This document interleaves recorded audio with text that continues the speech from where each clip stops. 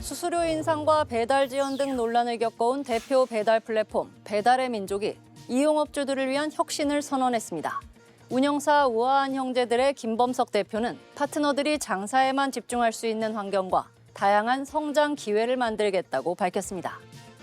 김 대표가 이 같은 방향성을 전한 계기는 최근 열린 배민 파트너 페스타였는데요. 배민을 이용하는 외식업계 종사자 등이 참여하는 행사입니다. 김 대표는 파트너 여러분의 기대와 마음이 예전만큼 뜨겁지 않음을 느낀다면서 불만을 해소하기 위해 할 일은 배민을 통해 성장할 수 있다는 기대감을 되찾는 거라고 강조했습니다. 그 방편은 인공지능 도입인데요. 가게 운영부터 마케팅, 고객 관리까지 더 쉽고 빠르게 처리할 수 있도록 서비스를 고도화한다는 전략입니다. AI가 일종의 마케팅 비서 역할을 하며 데이터를 분석해 가게별로 적합한 운영 전략을 제안한다는 설명입니다. 업주들의 부담을 줄이고 영업을 돕는 한편 소비자들의 잦은 불만이 제기된 배차나 고객센터 대응도 기술력으로 개선에 나섭니다. 국내 배달 플랫폼 시장은 지난해 기준 27조 원 규모인데요. 늘어난 수요만큼 잡음도 커진 가운데 새로운 신뢰 회복의 모멘텀을 마련할지 지켜볼 일입니다. 인공지능 바람이 정유업계에도 불고 있습니다. 우리나라 최초의 민간 정유사 GS칼텍스의 대표를 역임해온 허세용 부회장이 AI 혁신 노력을 인정받았습니다. 최근 열린 올해 한국의 경영대상에서 GS칼텍스는 AI 혁신 부문 대상의 영예를 안았습니다. 허 부회장은 현업 중심의 자율적 AI 활용 문화를 만들어온 노력의 결실이라고 자평했습니다. 더 스마트하되 더 인간적인 방식으로 업무를 혁신하겠다고도 각오를 밝혔습니다. 바탕이 된 전략은 AI 기술을 접목해 디지털 전환을 가속화하는 DAX입니다. GS칼텍스는 생성형 AI 통합 플랫폼인 AIU를 올해 초 사내에 도입했는데요.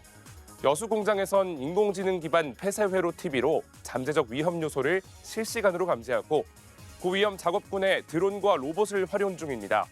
전통 제조업의 전사적 인공지능 도입은 산업 철학을 재설정하는 작업이기도 한데 데이터 기반의 지능형 운영 체계로 지속 가능한 경쟁력을 확보한다는 계획입니다.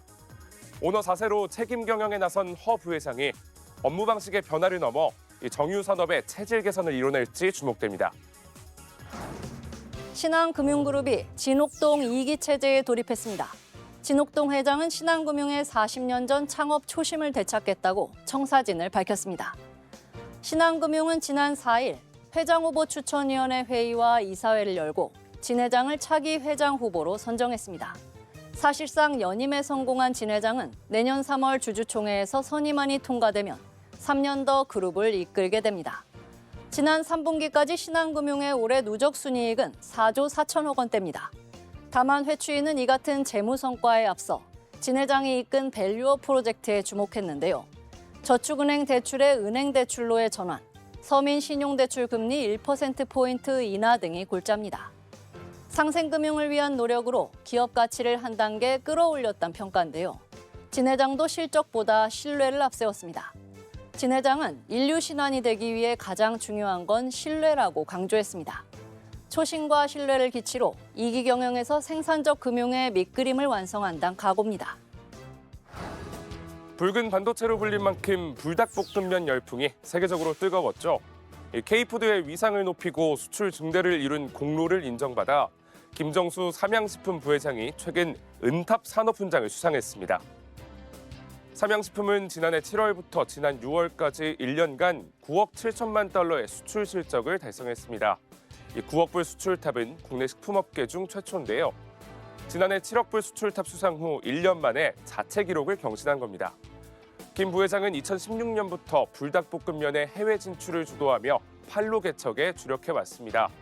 당초 국내 SNS에서 회자되던 불닭볶음면의 매력을 세계 무대로 끌어내 이 한국의 매운맛을 수출 동력으로 구축했다는 평가입니다.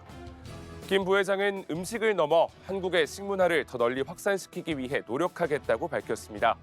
36년 전 우지 파동을 딛고 재출시한 삼양 1963이 최근 흥행 중인 가운데 지금은 입지가 좁아진 국내 시장에서도 원조 라면 기업의 명성을 되찾게 될지 관심이 쏠립니다. 대규모 정보 유출 사태에도 쿠팡의 창업주이자 실질적 최고 책임자인 김범석 의장은 모습을 드러내지 않고 있습니다. 수사기관은 쿠팡에 대한 강제 수사에 착수하고 국회에선 청문회를 예고한 상태인데요. 기존 한국법인 대표를 사실상 경질하고 미국 본사의 최고관리 책임자를 임시대표로 선임했음에도 여론은 여전히 싸늘합니다. 쿠팡은 그동안 대관과 법무 분야 강화에 힘을 쏟아온 걸로 알려졌지만 이번 사태 해결엔 역부족으로 보입니다. 정치권도 또 경영계도 입을 모아 말하는 리더십의 첫 번째 덕목이 있습니다. 바로 책임입니다. 지금 김 의장에게 필요한 일은 인사 조치가 아닌 인정하고 사과할 줄 아는 용기가 아닐지 돌아볼 일입니다. 지금까지 CEO 풍향기였습니다.